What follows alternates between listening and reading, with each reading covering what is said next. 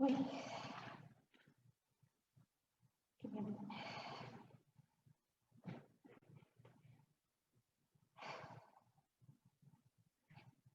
Since Mom's memorial is limited due to the unusual situation, I feel like it's important for me to get up here and say a few words to honor and remember her and to share some personal things that I remember, and maybe some of you do too, that made her the amazing woman that she was and so well loved. This is kind of hard, and I pray that I'll get through this. So be patient with me. But I do this keeping in mind something that Mom would tell me often, and I share with my kids often when I or they get overwhelmed. And Katie, you probably know what I'm going to say. Mom would say, "How do you eat an elephant, Melissa?" And as a teenager, I thought that was the most crazy thing I'd ever heard. And she said, "One bite at a time." So here we go. Here's my first bite. I stand here to honor a woman who was a wife, a mother, a sister-in-law, a mother-in-law, a grandmother, an aunt, a friend, a woman of faith, a teacher, and so much more. I'm sure I left some off. But to me, she was Mom. She was a woman whose skill with the needle and sewing machine and thread was amazing. She made beautiful quilts, as many of all those who knew her would know. However, I remember her sewing skills from her hemming countless number of pants of mine so they could fit me properly and not drag on the ground, being that I'm a little vertically challenged. But she also made so many clothes for Katie and for Alexander when they were toddlers and early elementary age kids, especially important when I couldn't find pants for my little guy, Alexander. She also made the kids the most adorable costumes, a cowboy and cowgirl Halloween costume one year. And I'll forever hold that dear in my heart. Her Mom gave us so much to so many. Some will remember that for a while, she baked numerous batches of cinnamon rolls, so much so that her wrists started hurting, and the doctor, I think, told her, if I'm not mistaken, "You need to stop that, Karen," right? Or she had to stop for a little bit. And these treats for the Monroe basketball team, after they would win, because, well, that wasn't, in the beginning, was kind of far and few between, I think. And there was a way to motivate them so that they could continue working hard and hopefully win. And Mom's cinnamon rolls were the best that I have ever had. So I can see where that motivation would work. I remember many, many Saturday mornings as a teenager coming down the stairs to that heavenly smell. Not something I've perfected. However, what I remember about her tasty cooking skills, paired with her amazingly generous heart, is that Mom would always make sure there were cookies in a tub in the kitchen that my friends knew exactly where they were when they entered the house. Just one way of many that she would open her house to all that came in. This is something I've had a number of friends tell me about over the years that stuck with them about Mom. She also knew Jeff loved oatmeal raisin cookies. And she really loved to dehydrate there for a while, you may remember. And she would dehydrate the juiciest grapes and make the most yummy oatmeal raisin cookies as a treat for Jeff when he was in grad school. Mom had great patience with so many teenagers as she taught them study skills in high school and tutored them. Tutored many math students. She touched those lives in so many ways beyond just helping them with math.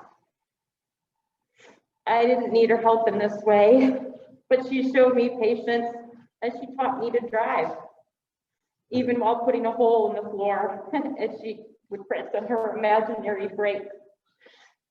And I'm guessing it might have been similar with Jeff and Jason.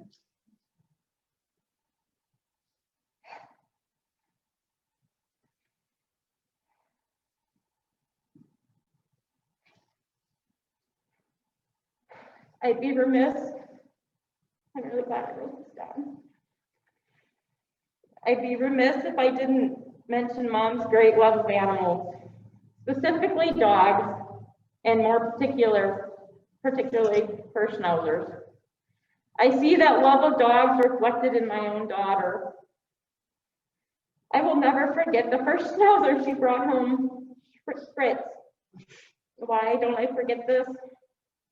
Well, let's just say that Mom made me a bit of an accomplice, bringing home a puppy to our house, even though Dad was, well, shall we say, less than excited about that proposition. As we pulled out of the high school parking lot, instead of going straight, Mom took a hard left to the square in Monroe. And my first thought was, uh-oh, this can't be good. And upon getting there, Mom bought Fritz and then told me that I needed to put him in my coat to keep him warm until we arrived home. I have to say, Mom had good foresight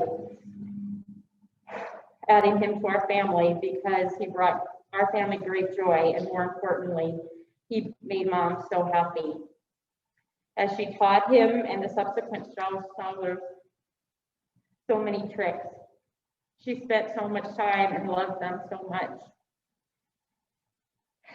When my kids were young, they loved feeding Frida, the one she had here until the puppy.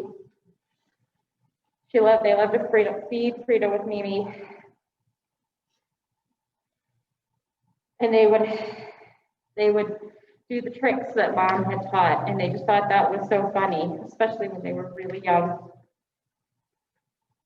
I will forever hold in my heart the last time I was able to speak to her,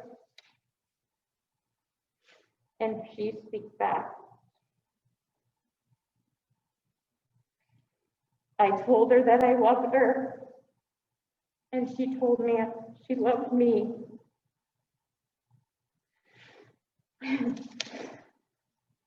When I asked her, Dad had told me that she'd been seeing Frida, and Frida was going to take her home. When I asked her what her beloved Frida would think of Tyke, the stuffed schnauzer a hospice nurse had given her, she responded saying, and cracking both Dad and me up when she said this, not much. In those last days and weeks when at times it didn't feel like she was always there, this is one that did, and her sense of humor shone through that day. But lastly, in that conversation, I told her some of the colleges that Katie got accepted to, and her voice, which at times over the last years and months was not always very strong and clear, said very strongly and clearly, last thing she said to me, Katie, proud of you. I'll never forget that. This brings me to my last thing. Mom, you loved your family so much, and you were so proud of us. And for that, we are all better people. And I am so glad to call you Mom. I love you, and I'm so proud of you.